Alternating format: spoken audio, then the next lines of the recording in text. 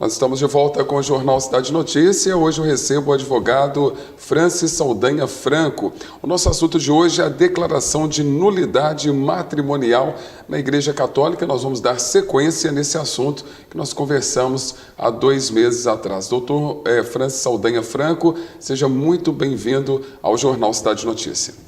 Eu que agradeço a oportunidade de estar aqui novamente, fazendo alguns esclarecimentos, tirando dúvidas, e estou sempre à disposição aí da TV Cidade e dos telespectadores que queiram mandar dúvida aqui, e a gente vai estar respondendo também especificamente, pontualmente aí por e-mail, pelo WhatsApp. Doutor Francis, para a gente começar, a gente vai fazer assim, uma repescagem do nosso último bate-papo, né? Como que se inicia o processo de nulidade matrimonial na Igreja Católica, para quem não nos assistiu da última vez? Bom, o processo funciona da seguinte forma. O Tribunal Eclesiástico nosso está na Diocese de Divinópolis, sim, que fica na cidade, atende toda a Diocese. Além da Diocese de Divinópolis, o Tribunal Eclesiástico, aqui, né, da nossa região, atende mais 3 dioceses. Atende a Diocese de Guaxupé, a de Luz e a de Oliveira. Então, ficam 4 dioceses num tribunal. Por quê? Você só pode entrar com processo, o pedido de processo, na diocese, né, que a paróquia onde você contraiu o matrimônio, onde você casou, pertence a essa diocese. Então, na nossa região, vai todo para o Tribunal Eclesiástico em Divinópolis. E como que se inicia esse processo? No mundo jurídico, né, comum, seria uma petição inicial que você encaminha ao juiz. No caso do processo canônico, você vai fazer a libelo, chama libelo, que seria semelhante à petição inicial, certo, que você encaminha ao juiz do Tribunal Eclesiástico, da sua região, da sua diocese, no nosso caso, a Diocese de Divinópolis. Então, você vai procurar, de preferência, um advogado que seja especializado nessa área, você pode procurar o pároco da sua paróquia ou um padre de seu conhecimento que possa ajudar a elaborar esse pedido, essa libelo. No processo canônico, não é necessário que seja por um advogado. O ideal é que seja que tenha esse conhecimento, da parte não só jurídica canônica, como da parte jurídica civil do Código Brasileiro. Tá certo? Bom, doutor, nós vamos agora falar dos erros, porque, como você disse aqui anteriormente, em off, fora do ar, né? O Código Canônico ele não fala em problemas, em defeitos, mas sim em erros. Para a gente começar a falar sobre os erros, o que seria o erro do próprio matrimônio? O erro do matrimônio é o erro onde a pessoa não contrai o matrimônio. Porque o matrimônio, dentro da Igreja Católica, ele é um sacramento. Ele é único, ele é indissolúvel, indivisível. Ele é o sacramento. Então, muitas vezes a pessoa casa achando, vou casar e vou separar. Né? Não. Quando a gente fala do processo canônico, nós estamos falando da declaração de uma nulidade. O matrimônio não foi válido.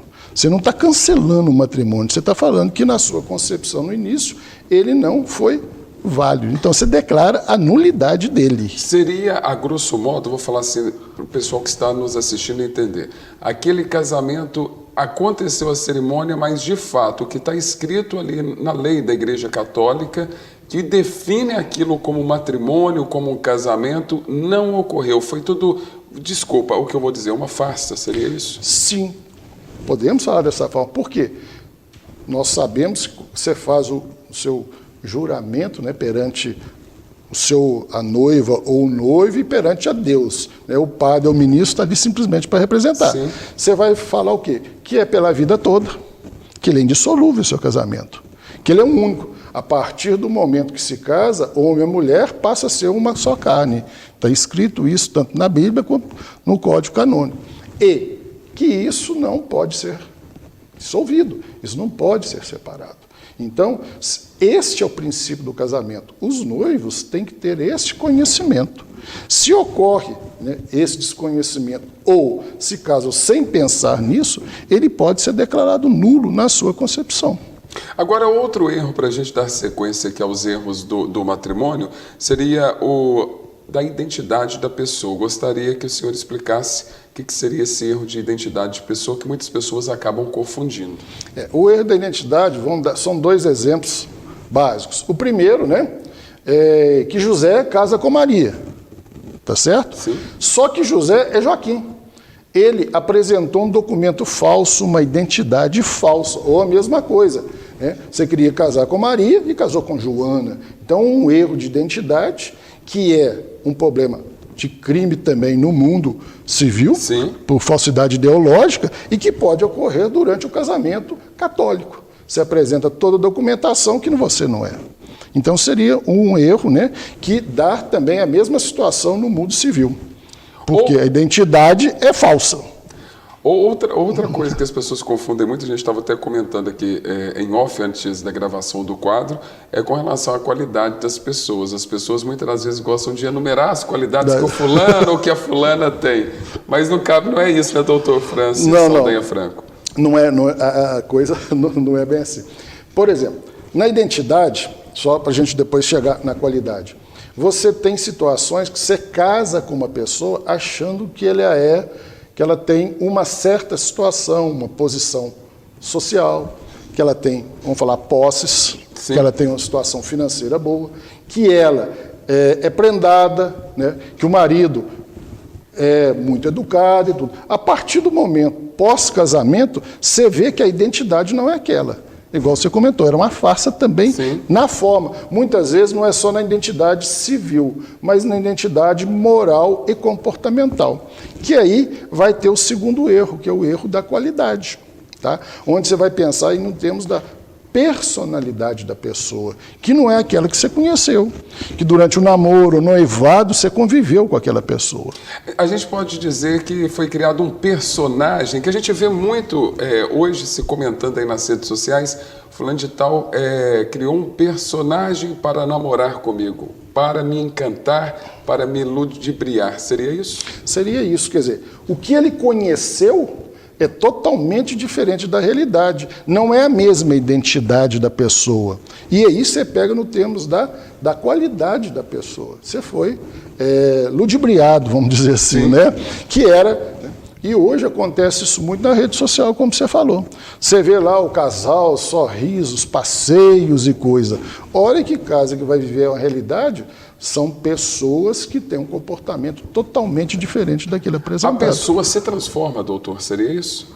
Ou se revela? Ela se revela. Eu acho que a melhor seria que ela transformar. Ela era uma coisa e apresentava outra. Ela vestia um manto, né, uma fantasia, um personagem. E o matrimônio, vamos voltar lá no primeiro. Ele é o quê? Ele é indissolúvel e ele é único, né? Torna-se uma única pessoa, marido e mulher, uma só carne. Como que você vai conviver com uma farsa? É complicado, né? É complicado. Porque já começou lá na mentira, né? Começou na mentira, na qualidade, vamos falar, que Sim. ele apresentou uma coisa diferente.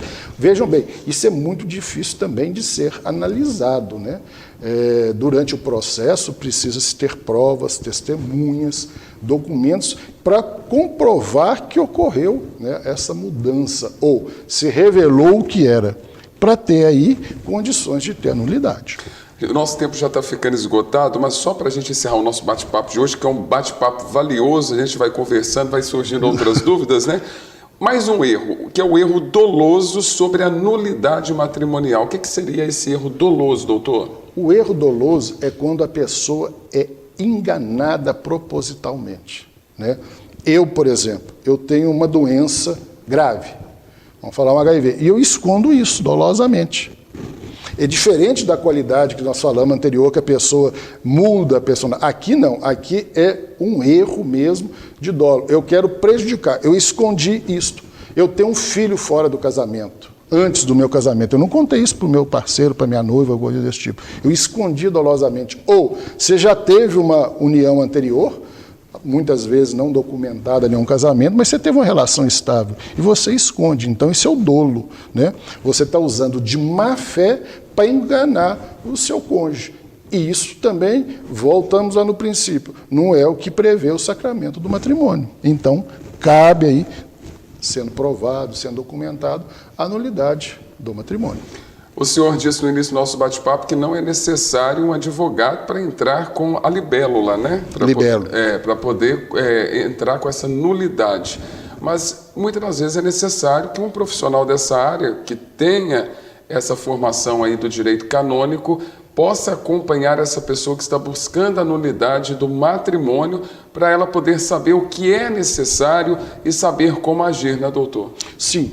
O importante é que seja acompanhado, né? Hoje, inclusive, o tribunal recomenda que seja feito por um profissional que tenha uma especialização, que tenha uma pós-graduação na área, né, do direito canônico e que possa fazer uma libero embasada, porque quando a libero é apresentada do tribunal é feita uma pré-análise rápida, para quê? Para citar ou chamar o outro, né, companheiro, para ter ciência que está sendo pedido. Por quê? Tem casos que os dois entram em consenso com o pedido de nulidade, mas há casos que um entra e o outro muitas vezes nem não sabe. Então, se cabe a nulidade inicialmente avaliado e citado, né, o demandado, para ele se pronunciar, apresentar seus motivos, ou simplesmente, muitas vezes, a pessoa nem se manifesta. Aí o processo se inicia porque ele não manifestou, ele não apresentou, vamos falar como se fala no mundo jurídico, uma contestação, negando o que foi alegado. Sim. O processo canônico dá-se o seu prosseguimento, como se ele tem o conhecimento, mas não quis se manifestar, vai se ouvir o que está sendo apresentado pela parte demandante.